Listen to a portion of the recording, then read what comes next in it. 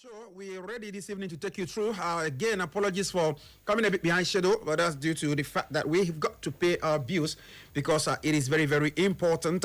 My name is Kachi Sports once more. My friends call me Man Wesabi, and on again this evening with our Nobody Sports Chef. Nobo, good evening to you. Good evening, Man Wesabi. Good evening to those out there listening to the sound of our voice, those by the radio set, those on Facebook. Yes, we are live on Facebook this evening.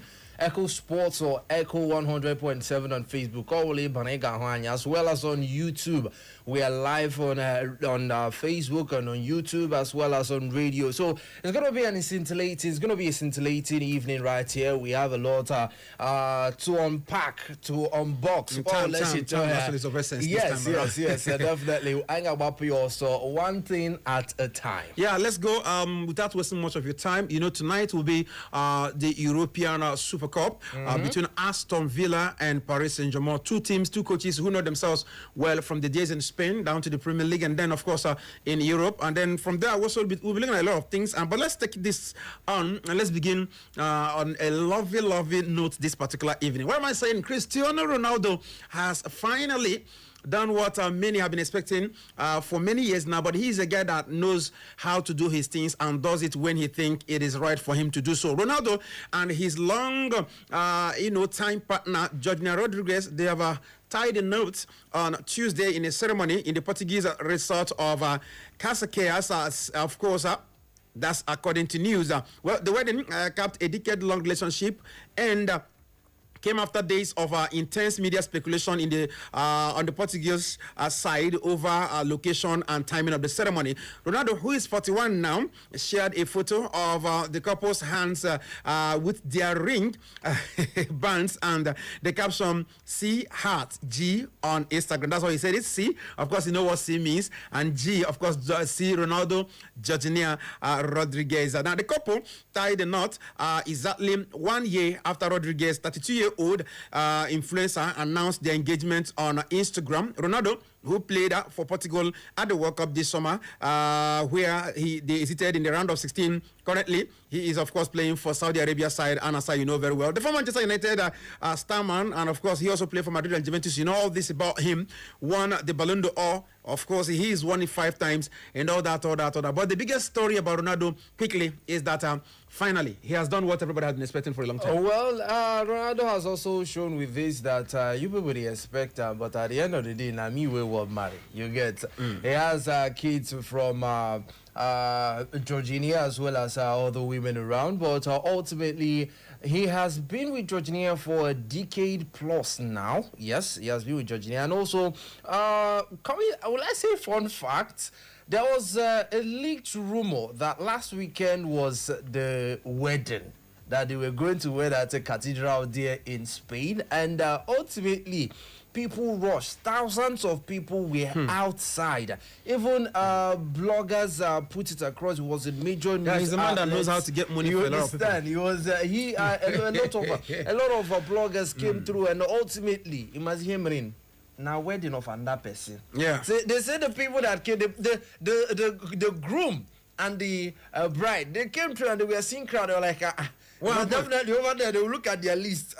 Whoa, how do I buy this person? Is this our village people that are coming through? You know, the multitude of Igwe Nonga they thinking that it was Ronaldo's wedding, and ultimately, later it was actually as of yesterday, very very small a wedding that came through, and the couple publicly confirmed it after the ceremony, going down to a player whose career has unfolded. It has unfolded under extraordinary global scrutiny, and then going over to the fact that looking at the Portuguese captain and also Rodriguez are married in a civil ceremony in Cascais on Tuesday actually, and that brings a relationship of roughly a decade into a new chapter. They're no longer Ronaldo and spouse, because that's how they are putting it. But being with Ronaldo has also given Rodriguez a different picture to the frame when it comes down to, yes, she's an influencer, but definitely the crowd are going through with Ronaldo. A lot of people have questioned the fact that Ronaldo was not at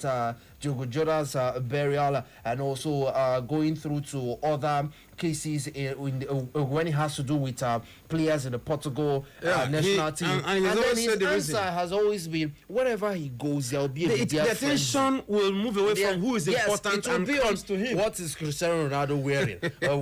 What kind of hairstyle? How many people? So how is he? The paparazzi will move away from the person who is having the occasion and then focus on why him. He doesn't go for those kind of occasions? It's because of the attention we see from who is the celebrants, and then go over to him. So right now, an occasion that is centered on him, even he himself didn't invite crowd. A very unique guy. A very unique guy. It is a different kind of milestone for Cristiano Ronaldo, outside winning trophies, very unique chasing person, records right now.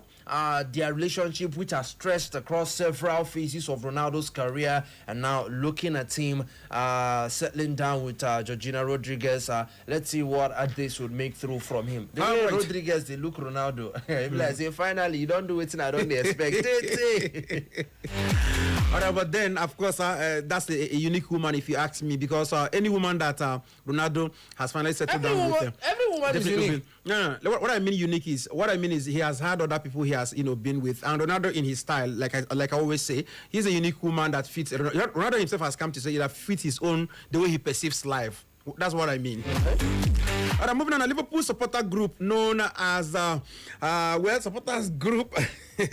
Well, they are known as a Spirit of Shanky. They said the interest, of course, there's rumor. Will I send a news that Liverpool is about to, the ownership in Liverpool is about to change hands as Amazon owner is on the horizon. Of course, another big name. They're about to buy up to 35% of the shares of the club now.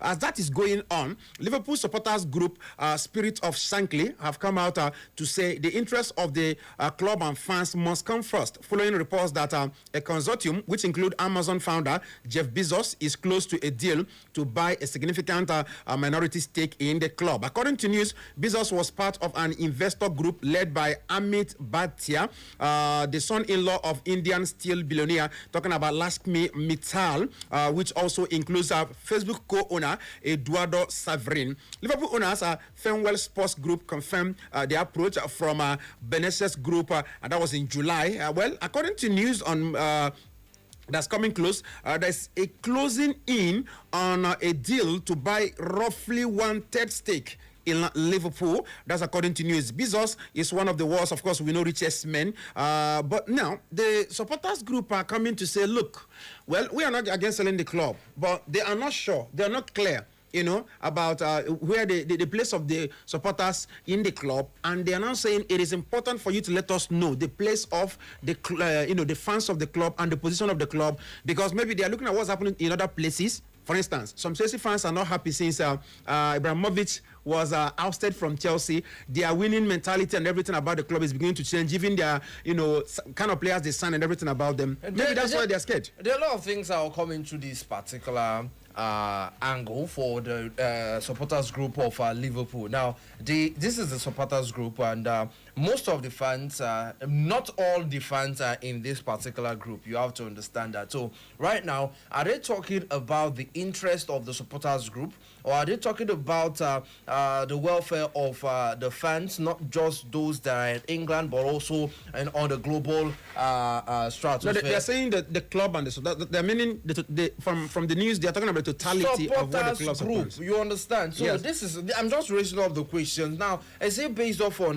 their particular interest as the supporters group? No, they are saying the interest of the club. And going into, you can come through bringing up yourself, bringing up your personal interest, and then you tag it as the interest of the club, and ultimately we've seen how things have come through. You put out the case of Chelsea, and but when you put in the case of Manchester United, the supporters group actually had their own reservations, and Sir Jim Ratcliffe came out to state that, okay, this is what I have on board, and definitely the fans will have to come into it. And so far he has actually gone through to the fact that you can see that there was a renovation at their current certain training base. You looking at changing certain training setup and gear, and also looking at the fact that involving to some extent they've actually gone through to moving Manchester United from the days before they took over. You know, Manchester United fans they were crying for the ouster of the family in charge, though they still have the majority stake, Glazer's family, but ultimately Ratcliffe taking over the sporting aspect of Manchester United. You can see that Manchester United, though certain times the going has actually been tough, but under Carrick we've actually seen a different face to Manchester United fan base. And then coming through to Liverpool right now, yes, the fans play a major role when it comes down to football. It's a wing to the footballing out atmosphere, because without the fans, you won't actually have a packed stadium where you can. It's also a way of generating funds. Certain times the fans put funds together and help out the club when the club is in need. And Liverpool, you can see certain times where you go down to the French League, or you see the Paris Saint-Germain Ultras, you go to Inter Milan, you see the Inter Milan Ultras. These are all fan bases, and they always go through for the interest of the fans. And certain times you see club sides mandating players at the end of the game, always go on, whether you win or lose, go and celebrate your fans.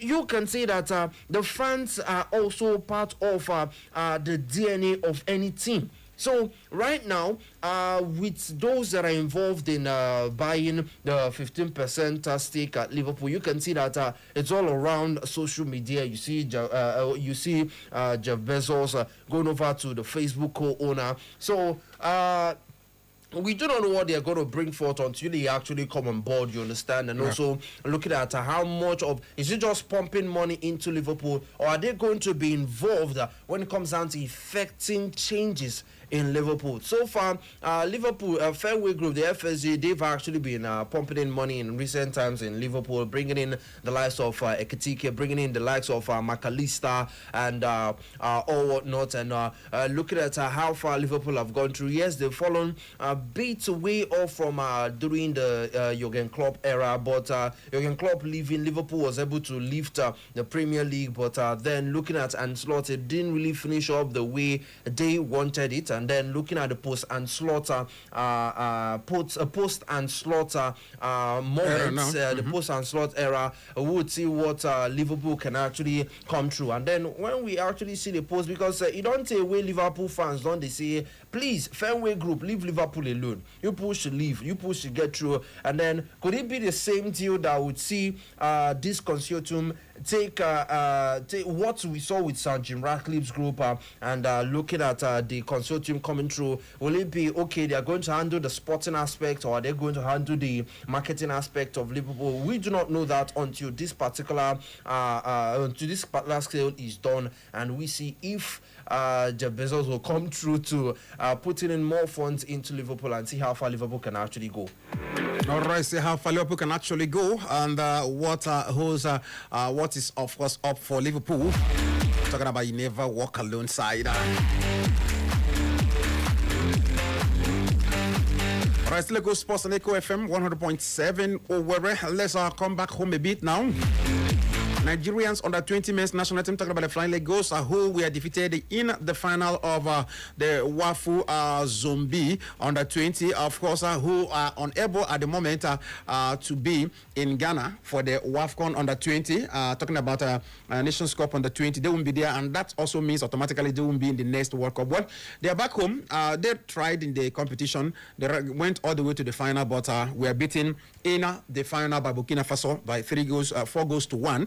They are back home, and of course, they arrived at Azikiwe International Airport by yesterday, and can we say they are safe and sound, and that's what is most important in the first place. Yeah, definitely, that's what's most important in the first place, and seeing the fact that they were this close to making it a third consecutive WAFU B title until Burkina Faso were like, we are tired of your reign, we are tired of your regime, and they did it handsomely, 4-1, I beg your pardon. it's actually something to commend the Burkina Faso guys beating Nigeria twice. They met twice at the WAFCON Regional Championship and they beat Nigeria twice and by more than a lone goal. Talking about 2-0 first in the group stage and then 4-1 in the finals of that encounter. And also this WAFCON serves as a qualifier to the African Cup of Nations, and they are back into the country. They arrived today, and looking at the two finalists of the 2026 WAFCON Under 20 Championship, Burkina Faso and Nigeria. Burkina Faso secured the regional title, and they will go on to represent WAFCON in the African Cup of Nations. Ghana as the host, and then Burkina Faso qualifying from this particular WAFCON championship. So Nigeria's team's hopes are partly encouraged by CAF's handling of the 2025 Under 20 AFCON, which featured 13 teams rather than the traditional 12-team format. So CAF's official draw documents confirm the participation of 13 nations, and also looking at how things went through in Egypt 2025. So it still remains unclear, according to reports, whether CAF will adopt a similar approach for the 2027 tournament, or whether the Confederation will maintain the existing allocation framework. So right now, Nigeria making it Nigeria, they are looking forward to seeing CAF if they're going to add extra slots at the 2026 and 20 African Cup of Nations. We cannot. It's very, very difficult nowadays for Nigeria, be it the senior team, be it the Super Falcons, be it the under 20 to qualify automatically. We are now looking forward to expecting some kind of a caveat for us to qualify for competition. All right, I got something for you. I got something for us. The first semi-final of the ongoing African Cup of Nations for the women, known shortly as WAFCON. The first semi-final is on, and of course, you know, the match is between Malawi and Algeria. And let me let you know that at the moment, the match is ongoing, 50 minutes played, and Malawi are leading Algeria by 2-0. Now, earlier on today, I was having a conversation with someone, and the person said Malawi may leave this tournament, and I told the person yes and yes and yes, because they have beaten two of the strongest team ahead of this particular tournament. Yes. The strongest team on paper and even on reality were the Super Falcons of Nigeria, followed by the Zambian Chipolopolo or whatever. Copper Queens of Zambia. Yeah? Beg your pardon. Chipolopolo is the men's team. Well, at the moment, Malawi, they are not only punching above their weight. I think they are punching. And also, Algeria picked up a red card in that particular game. Yes. Currently. Now, so, if you see how I watched the game between Algeria and Cote d'Ivoire would have won that game, but they were not clinical enough up front. They were leading that game before they picked up a red card, and ultimately Algeria had more hands on deck in that encounter, but still 10 ladies on the team for Cote d'Ivoire, they were still attacking Algeria and breaking through their midfield and going into the final third. The final third was where the problem lay, where they had a problem scoring and also making use of their clear-cut chances, and then goalkeeping errors. The two goals that they considered, long-range strikes from Algeria, and that beats the goalkeeper of Cote d'Ivoire. So going into this game against Malawi, I've seen the way Malawi played against Nigeria. Even in that particular loss to Zambia, I saw the way they played. Despite the way 2 goals down, Temwa Chawinga and her sister Tabitha Chawinga, they've actually been in red hot form at the WAFCON. And also, when you look at this particular team, they don't look like a team that this is actually their first. Many people will be like, where has this team actually been for the past couple of years that they have not been qualifying? Is it that they've been intentionally avoiding qualifications? Because they are not playing like a team that are just coming through for the first time. And this team would actually be going to the World Cup because they picked up one of the automatic tickets going to the World Cup. And I'm actually impressed by their performances. The Chawinga sisters and the winger and the other players that they have up front, they are always on the minutes against defenders with their pace, and also going down to their technical adaptability. And their coach, you can see he's calm and composed, but at the same time, he can be jumpy at times on the touchline. And against the Algerians, when I saw that fixture, I was like, it's an easy victory for the Malawians. So ultimately, what I'm actually looking at right now, it's if if Cameroon can actually do it for me, but I'm already ruling Cameroon out. I'm seeing a finals between Morocco and Malawi. Wow. All right, so at the moment, 50 minutes or 51 into the 52nd minute now played, and it's Malawi 2, Algeria 0. That means if things end this way, and there's no doubt that things will definitely end on the positive side for the Malawian girls. That means they will be the first female team to be in the final of this year's WAFCON. An update in that particular game. Malawi have also picked up their own red card. Algeria picked up their red card. So it's 10 ladies apiece now. Right so now. Let's see if that will also help Algeria to come back on this one. But I doubt the ability, because they too have been depleted, and even prior to this particular red card, the Malawian girls have been far more better. When you look at the WAFCON this edition, it's actually been very, very physical. The WAFCON is actually it's more physical than it's actually technical for some certain side. You can see the game between Nigeria and Zambia. You can actually go on to see the game between Morocco and Algeria to some extent, and also looking at that game between Morocco and Senegal. We've seen a lot of red cards handed out in this particular WAFCON. Let's see the future of women's game in Africa now. Yeah, everyone is desperate. Nobody wants to, be left behind. But then that has to be, with technicality. Now, moving on. Later this evening, that's by 8 p.m., host nation Morocco will be facing off with Cameroon. The match will kick off by 8 p.m. Of course, the Atlas Lionesses will be able to, of course, count on the support of their home crowd as they attempt to reach the final once more. That will be a back-to-back for them. Remember that they were beaten in the last edition final by the Super Falcons of Nigeria. The opponents, talking about the Indomitable Lionesses, who knocked out the defending champion Nigeria, will be looking to secure their place in the final. Wednesday evening, of course, will be a very interesting. It's already been an interesting evening in the WAFCON. Yes, let's see what comes through. It's going to be consecutive appearances at the final for Morocco. Morocco, they are eyeing that particular WAFCON trophy. The men's team made it to the finals back in January when it came through to be Morocco and Senegal. And the women's team, they've met Senegal. They couldn't beat Senegal. It was also a draw after 90 minutes. And now going into this semi-final encounter, like I stated, Nigeria missed a lot of chances, and I don't think this Moroccan side will miss the amount of chances that Nigeria had against this Cameroonian side. The Cameroonian side, I'm going to give it to them that they have a defensive resolve, but as most experienced coaches would tell you, the best defense is when you actually attack. The Cameroonians are very, very poor when it comes down to going forward, but defensively, starting from their goalkeeper and also their two centre-backs, they've actually been a solid wall. They're always putting in their bodies, as well as the goalkeeper putting in that particular palm. I would like to see the hand of God coming through for her. She always claws her, finds a way to claw away every shot that she faces. She showed her ability against Nigeria, but against the Moroccan side, that they've actually been tactical. They're quite tactical. I believe they are the most tactically disciplined team when it comes down to defensively, as well as going up attacking wise. So far, I believe it's just 2 goals they've actually conceded. Stand to be corrected, but ultimately you could actually see I believe the Spaniard in the gaffer, he actually has been looking forward to this. Yes, he picked up one out of their boxes. They've checked one off, making it to the World Cup. Now they are looking forward to winning this particular trophy. Right now, with Malawi, I'm already giving Malawi that particular spot in the final. It's going to be either Malawi, Morocco, or Cameroon who will be the new WAFCON crown. Who are going to pick up the WAFCON crown, because there is no Nigeria, there is no South Africa, there is no Equatorial Guinea, and these are the 3 past winners of the WAFCON. So we are expecting a new winner, definitely. By the end of this particular tournament, a new winner will definitely emerge, talking about the Women African Cup of Nations.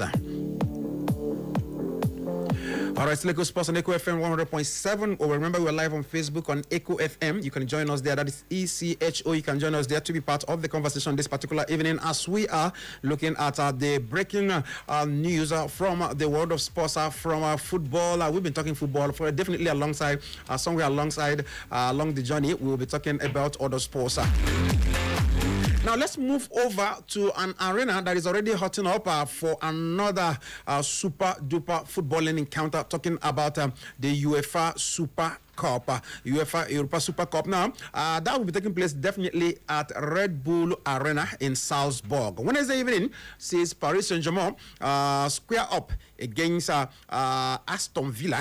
The winners of the Champions League will be fighting. I'll call it the war fighting. Now, PSG could become only the fourth team to retain the trophy with a victory over beating Tottenham Hotspur on penalties in the previous edition. PSG, they are looking to create history. If they were to overcome the villains, they could emulate clubs like Ajax in 1973. They did it. Did it in 1974. AC Milan themselves did it in 1989, 1990. Real Madrid themselves did it 2016, 2017. Now, Luis Enrique has won both previous editions of the Super Cup final, as he's taken part in two of them in the past. Wes Unai Emery has lost all three of the Super Cups which he has participated, especially as an Europa Cup coach. But as Spurs show for 85 minutes of their game against French giant, PSG aren't infallible. Back in 2015, Barcelona played Sevilla for the trophy, and the game produced a thrilling 9-goal encounter, which Luis Enrique Catalan edged against Unai Emery's Lucian. So it's not the first time they're going to meet in this particular competition. Well, in both managers, the both of them take the view that some more gone to entertainment. We're looking at entertainment because both of them play entertaining football. Now, what is the much change we have seen so far? PSG will be the pre-game favorites, no doubt, getting to the final by having won the Champions League via a penalty shootout against brilliant Arsenal, who are very brilliant defensively.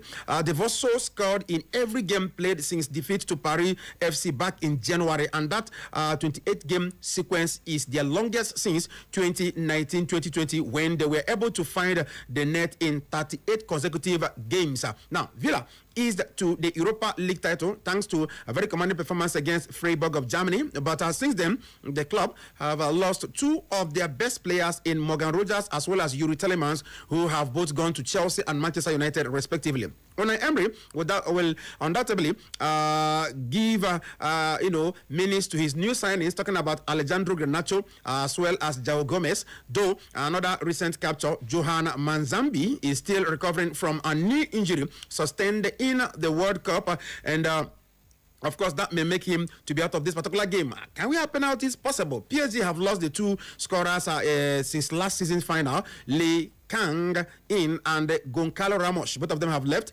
They have moved to Atletico Madrid as well as AC Milan respectively. But they too will have new signings on show, talking about Mahales Akluche and ex-Milan Lucas Digne. Interestingly, 5 of the last 6 Super Cup finals have involved an English side, and they have gone to penalties. But Villa will have to reverse recent histories in fixtures if they want to get their hands on this particular trophy. That's because in 12 of the last 13 editions, is the Champions League holders who have gone on to win this particular Super Cup, with the only exception being when Atletico Madrid triumphed over rivals Real Madrid 4-2. That was in 2018. When PSG last met Villa, that was in 2024-2025 Champions League. It was the French side who were triumphant by 5-4 on aggregate. A 3-1 win for PSG in Paris was followed by a 3-2 loss at Villa Park in another epic Unai Emery battle against Luis Enrique. Now, what are we expecting in this particular game with respect to goals? Trust me, perhaps the greatest ever ties between the two managers came when Emery was in charge of PSG and his counterpart was in charge of Barcelona. Who can forget that particular game, overcoming a 4-0 first leg deficit in 2017 Champions League round of 16, and then winning 4-1 in the second to complete the greatest ever comeback in the history of the competition. Clearly, when these two managers collide, the one-time abandonment that appear is usually very, very crazy, and that's also expected tonight. In 12 matches in which they have faced each other to date, it is a PSG manager who has the better record, winning 8, losing just 3, and drawing the other. Who will win this particular game tonight, if I may ask? Well, when you look at the statistics that back this particular game, since January, Aston Villa have managed to score goals.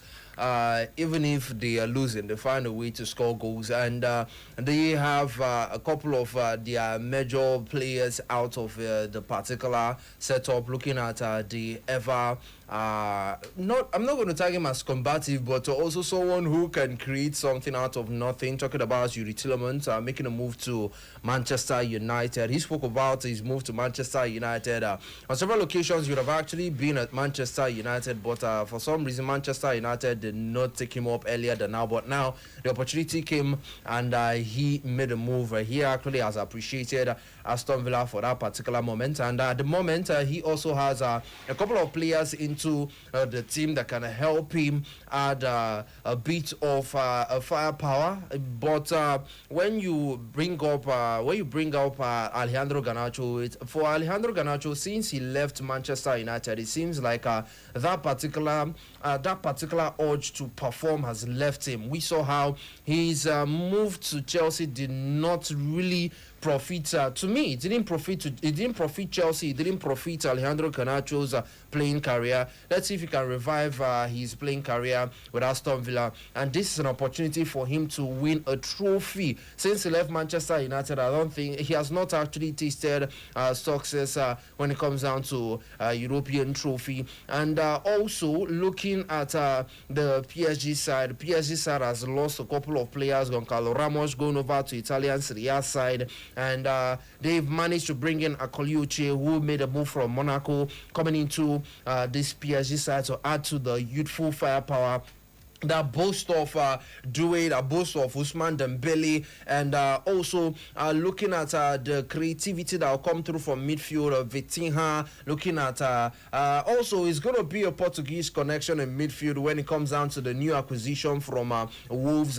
Talking about the man, talking about Zhao, who made a move. I watched him in the preseason games, and he actually is someone that can be their own, Bruno Guimaraes, if I'm going to put in a comparison between Zhao and also looking at the fact that it's going to be a midfield battle rather than free-flowing football. When you look at the fact that these two individuals have met in the past, when they were talking about Emery was with Sevilla, and also looking at when Enrique was with Barcelona. Ultimately, it was Barcelona as of then that won that particular encounter. But also, the last time these two people met, I believe that was in the UEFA Champions League. That was in the Champions League 2025, and we saw an interesting matchup that ended 5-4. PSG won the first leg, and then Aston Villa won the second leg.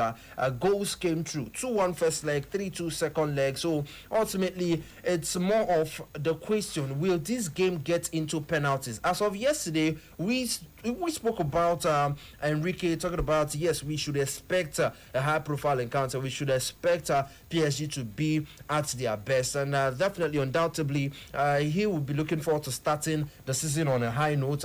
Unai Emery will also be looking forward to starting the season on a high note. A couple of changes here and there for Unai Emery as he's preparing for a push. Going into the fact that he has always been making it into the top six, but going into the ending period, January-February period, his team starts doing it. So I believe he wants to work on that, and also sending an early message to the likes of the big six, Man United, Man City, Chelsea, and the rest, that you people are not the only one gunning for this, but we can actually go for it. So beating PSG, definitely that's going to send a bit of a shiver. You know, right now they're talking about Kyrie, they're talking about Xabi Alonso, they're talking about the PSG, the Liverpool guy Iraola, and the rest. But no one has actually talked about this. Is a man that Unai Emery has always found a way to be on the toes of Arteta and Pep Guardiola, one way or the other. But right now we're talking about the reign of Arteta after the Guardiola era at Manchester City. But someone has always been on the heels, and relatively every other coach is like a new coach in their team. Maresca is a new coach at Manchester City. Carrick just came through. He has been in the system. He's a new coach, no doubt. He's a new coach, Looking at Iraola, he's a new coach at Liverpool. But there's a certain man who has a winning mentality, who has won the Europa League. He's a serial Europa League winner. So that winning mentality just pray you don't meet him in the final of Europa League. You understand? So ultimately, why can't we put him into that discussion that, okay, a situation where Aston Villa wins the Premier League. It's possible. Can we actually think of that? I think we should. It starts off from this fascinating encounter, but no one really knows where it's going to go through. But on paper, you can give it to PSG to some point, but trust Una Emirates always give a fight against the big boys. All right, always give a fight against the big boys. He's good at that. All right, now UEFA Champions League third qualifying round. It came to a close on Tuesday night with all 10 second legs, occurring at the same time. A quick fire comeback, late comebacks, and of course red cards, drama, characterized that particular game those games last night. The tie with our most goals saw Bodo and Glims and Union St. Gilosa score a combined 11 times over 210 minutes of play. Similar to the first leg, the decider in Norway produced more of the same chaos. This time, the host found a way through with Andras Helmosron. His goal in the 117th minute, sending, of course, Bodo and Glims through. Twice did Bodo got in front, and then twice also did the St. Gilosa cancel. But whatever drama that happened, Bodo and Glims are through. Well, it's very interesting. Now, after making their last 16 in the competition last time, the side talking about Dan Glims, they of course they are located at the Aki Cycle. They are meaning and fighting for an immediate comeback. Well, after a 6-5 aggregate against St. Gilosa, next for Bodan Glims will be either NEC Nijmegen, that club from Holland, who also needed extra time goal to see off Olympiacos 2-1 on the night, and on an aggregator making their debut at any stage of the UEFA Champions League. That's if it's going to happen. If they are through now, that's the first time they are coming to this level, and it's okay that should I use the word? It's a big miracle that they beat a traditional name in Europe, talking about Olympiacos. 2-1 that game ended last night. Things got even more difficult for the Greek side as Konstantinonos, Fortunius as is known, received a straight red card in 10th minute later. In fact, NEC nearly scored a stoppage time winner, but it was called back. But later, they got the winner. The Eredivisie side found the clinching goal 5 minutes into extra time. Now, continue. Okay, you talk about Olympic Lyon also, who overcame their game, 2-1 first game. And, so many, results. But very interesting. This third round playoff ended yesterday, and we are seeing kind of unfamiliar names. Like, I'm interested in that name, NEC Nijmegen. Well, they are not unfamiliar names. In the Champions League, it's the first time ever appearing. That's for Nijmegen. Yeah. But when you look at the results coming through, it's actually the big boys that are winning. And a possible return to Champions League for a certain Israeli club side. Talking about Hapoel Beersheva, who actually sent Red Star Belgrade packing. And also, when you go down to the tactical aspect of things, 5 red cards yesterday in various games. So we saw a red card in that game that involved Boniface from our side, talking about Union St. Gilosa. We saw a red card for Dinamo Zagreb of Croatia, which with the red card, they also found a way to progress, and they also won on the night. We saw a red card for Olympiacos. They couldn't make it through. And also, like I said, Rasta Belgrade picked up a red card against Hapoel Beersheva. Also a red card for Sparta Prague, who lost to Lyon. So you can see that teams are putting it all. It seems like a whole lot. Certain teams, when they tell you their journey coming into the Champions League, you won't believe it. You won't believe it. You might think it's just the group stage. Most of the times, people look at the big boys in the group sometimes stage. I need to bring they this look at the European teams, PSG. PSG means you don't know there are teams that have fought. Arsenal fans are looking forward to, okay, this season is our season. We made it to the finals. Let's go one step better. But by the time you meet a team like Sheriff Tirapo beats Real Madrid some season ago, 1-0. By the time you meet a team like that, or let's say Hapoel Beersheba makes it back into the Champions League. And then you meet him, you meet Hapoel Beersheba, and Hapoel Beersheba just one goal, second leg, you enter goalless. And you'll be surprised. So when you see things like this, you know that they have fought for months to get there. Now there's a team coming in from Azerbaijan that is trying to make it through. Talking about Sabah Baku. The Baku side were able to come through after beating Aarhus from Denmark, and definitely we'll be looking forward to the final round of qualifications before the Champions League starts up in September. You get so right now Bodo and Glimt have qualified. You have also a team that has stopped Kairat Almaty. Kairat Almaty, we're looking forward to making an appearance at the Champions League again, but when you look at we could see a new name, talking about Sofia. Okay, Sofia is not really a new name when it comes down to the Champions League. European, from I think is that from European, yes.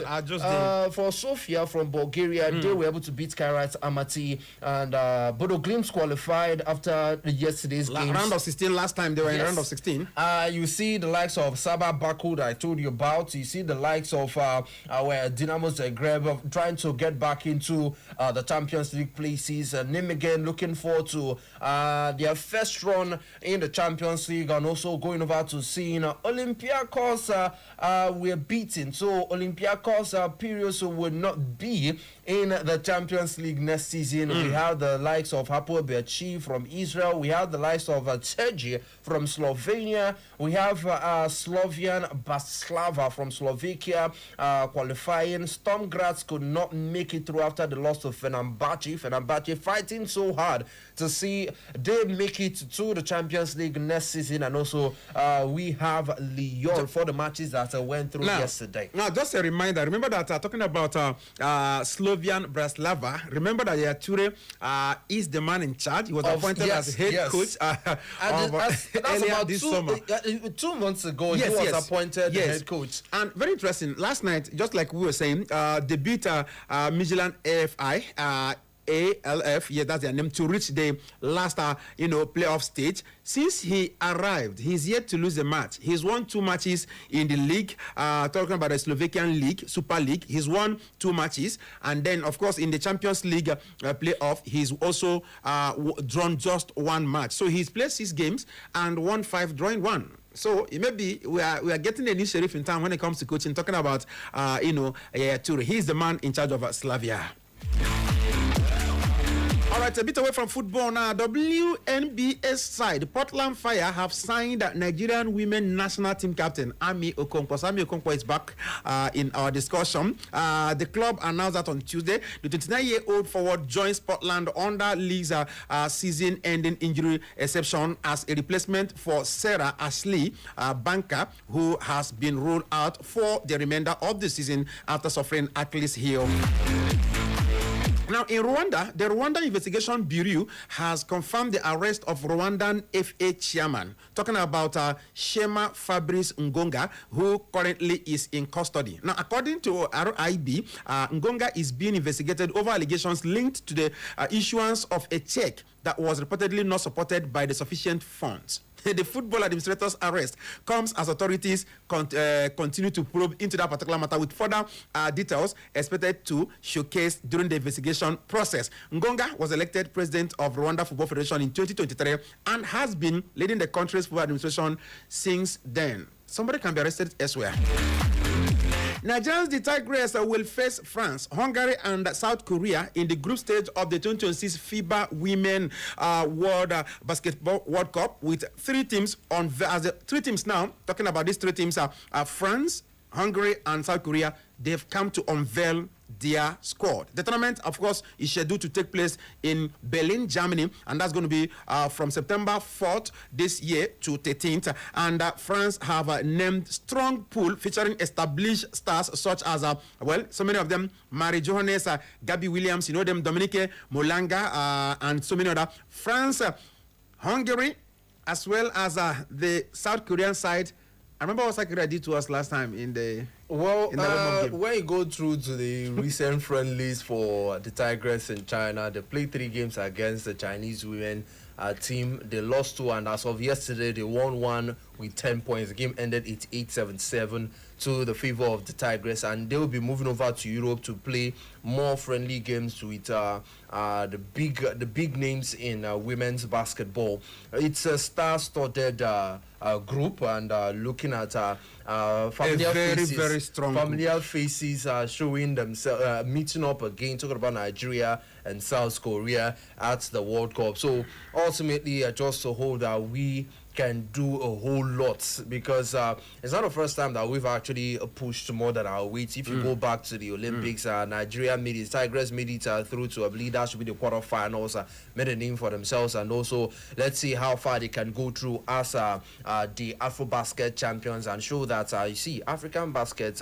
for the women's side is on the rise. And yes, it was I believe going into the World Cup playoffs or qualifiers in France, they played 5 games, winning 2 and losing 3 times. So that's an exposure for Renawakama, and then definitely all hands must be on deck going into Berlin, Germany for the World Cup. All right. So let's give you 1 or 2 more updates. Let's do this before we open the phone lines. Nigerian Football Federation, talking about NPFL, they have lifted the suspension on Bendel Insurance head coach Kennedy Boboye, clearing him to return to the dugout with the Benin Arsenals. In a statement following a careful review of the case, the league cited the club's appeal and the coach's good conduct as the factors responsible for allowing Kennedy Boboye to return into what he knows how to do best.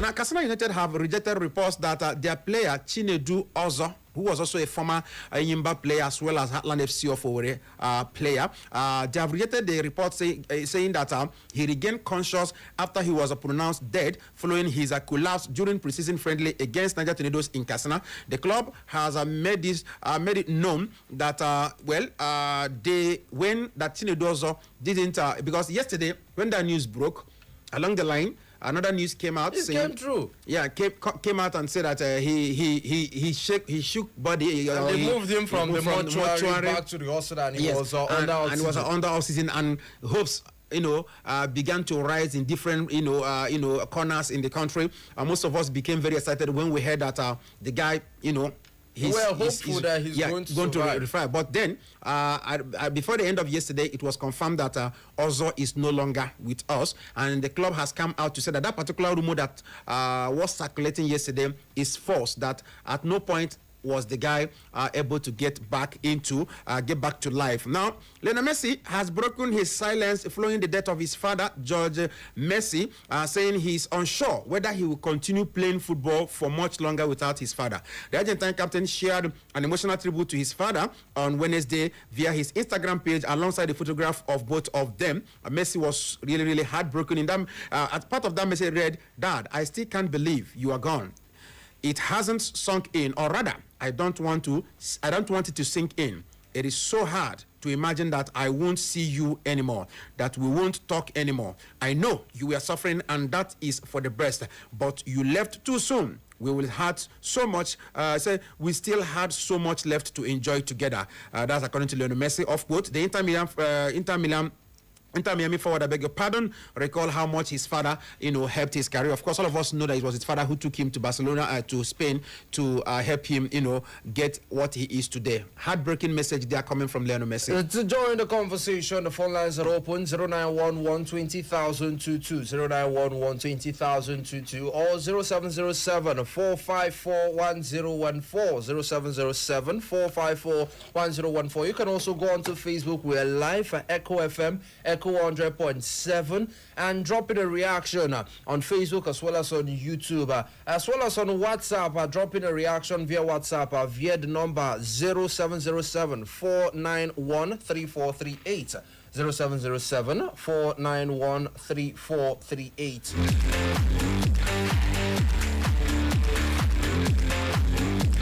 All right, maybe we can start with the Facebook. We have a message from Tochukwu Vincent, who said, "You see this game between PSG and Aston Villa, I am giving it to PSG to win it by 2-1. Okay. So all this while Vinicius Junior, you went on to say, so all this while Vinicius Junior was just using Arsenal to get new contract at Real Madrid. Now, wow, chai. So all Arsenal fans please, Sakashim, if you have a player who wants to his club to increase and also sign new contract, take him to us now so that he will agree personal terms with them. Still, Tochukwu Vincent. Tochukwu, you are coming with so much trouble this evening. I don't know why. But it's just evening to you, Noble and Kachi Sports. How are you doing today? We're good. I'm sending my condolences to the family of late Samuel Sonchukwuma Oparaji, who died on this day. Sure, we actually should have done that, but of course you're doing that now. Blast from the past, yeah. Yes, who died on this day in 1989. May his soul, gentle soul, continue to rest in the bosom of the Almighty God. And I say the big amen to it, just like us here. Amen. Tochukwu Vincent Isaac, watching you live from Owerri, Imo State. Keep up the good work. I'm enjoying your show. Hala City for life. The citizen for life. And then Timamanda Favor is laughing at Tochukwu. I don't know if she or he is laughing at Tochukwu Vincent's comments. Yeah, Tochukwu says if your club wants to, sign, have a player that wants to increase his this thing. According to Tochukwu, may just link the player to Arsenal. You get try to. I say everybody now. The other time now, Chelsea be decide everybody we carry dread for head. They see if you want go Chelsea, just get dread. You understand? Going over to our platform. This is coming through from Felix Mozo. We hail you specially. Good evening, Mr. Felix. Always representing. Good evening, Kachi and Noble. As usual, my name still remains Felix Mozo. Still testing from my humble community, here in Berry. I just want to say big congratulations to Cristiano Ronaldo for getting married to his long-time girlfriend. I wish them a happy married life. Let other big football stars like him follow suit. You know, tell them what they want to do. You understand? Not their choice, not their personal Some guys life. just want to flex their life, I beg. And finally, I want to wish the Super Falcons good luck against Bayana of South Africa. That game will be coming through tomorrow. I can't wait for the EPL new season to start. The next 2 weeks. It's almost close. I can't wait for the UPL new season to start. Upgunners for life, the pride of London. I'm enjoying your analysis. Keep up the good work. Thanks, and do enjoy the rest of your evening. Thank you very much. Remember, the phone lines are open: 0911 20,022, 0911 20,022, or 0707 454 1014, 0707 454 1014. And coming through to seeing how things are going this evening. And let's look over to how the transfer scenes are right now. But a message just popped in via WhatsApp. I can actually look at it. This is coming through. A good day. What is Algeria playing? So at this moment, I can tell you that Algeria are still losing, but they are looking at fighting their way back. So going into the second half, after the Malawian women were reduced to 10 men. So right now it is 10 women, 10 women. Algeria picked up a red card early in that particular game, but Malawi joined them going into extra time giving in that first 45 minutes. Going into the second half, Algeria have gotten a goal back. So right now, it is Algeria 1, Malawi 2.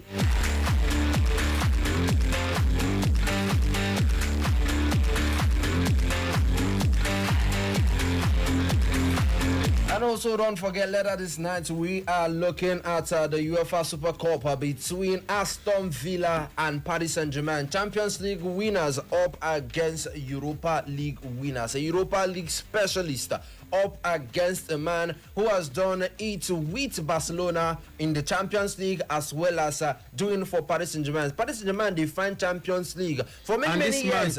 But Enrique came through and he has given them back. Guess what? He said something today. He said that there's no team in Europe that is as motivated as PSG and that they know they are going for the third one like Madrid. Hello, good evening. Please do well right now. Do well to call back. That tells you that the mentality is very, very important, especially for this man talking about the coach Luis Enrique. He said it that he's looking very confident that they are probably going to repeat what only Madrid has done, that is winning the Champions League on a back-to-back fashion. That's impossible. Going over to WhatsApp platform, the person, you never tell us your name, but coming through to say, okay, J10, the god of banter. He asked what's Algeria playing, and we gave an update, and then his response is, those players are representing, he said Chelsea. Now Chelsea, say Chelsea. He said Chelsea with a Y. with Tell a Y. with a Y, not an J10. A. If you be god of banter, we they don't die of banter today. And the red card we talk about. Hello, good evening. Hello. All right, I think we lost that one. Well, like we're saying, it's been an interesting, time for Enrique in Paris Saint-Germain. I mean, this is a club that employed different coaches to make sure that they won the championship. Players like Messi and Neymar. The warlord talking about a former Madrid defender, Sergio Ramos. All of these guys came to that club, and none of them was able to win the Champions League. Interesting, if you ask me. Hello, good evening to you. Good evening and welcome. Yeah, this is the voice of Emeka Wang, National greatest fan ever. Champions of England. Oh, yes, Bagam. Let them clear for road for the champion. Yes, so he is to be champion. Yes, Kachi? See, so sad that we lost another player. That Kastina. Also, yes, it was also. So sad.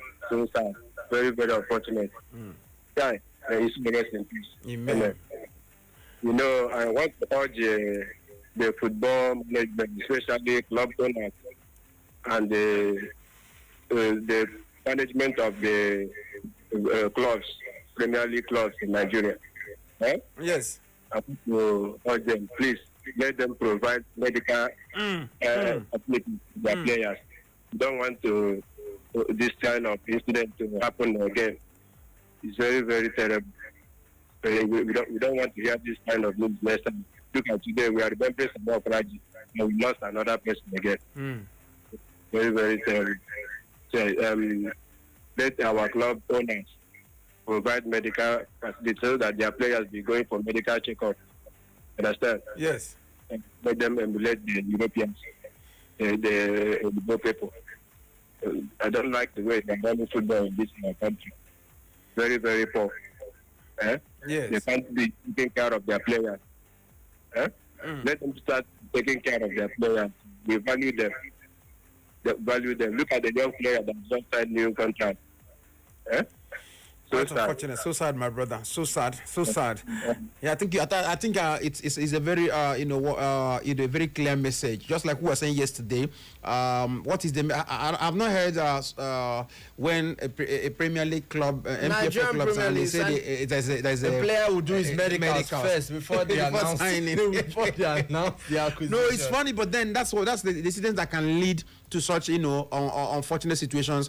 Once more, our heart goes out to the family of a young player who has played, a veteran of Nigerian Premier Football League. That's the truth. He's a veteran of Nigerian Professional Football League. From the southeast, made a move to the north. And look at the movie. He's been over here for some years. He's been in Enyimba. He's been in a couple of places, and then he's in the north now.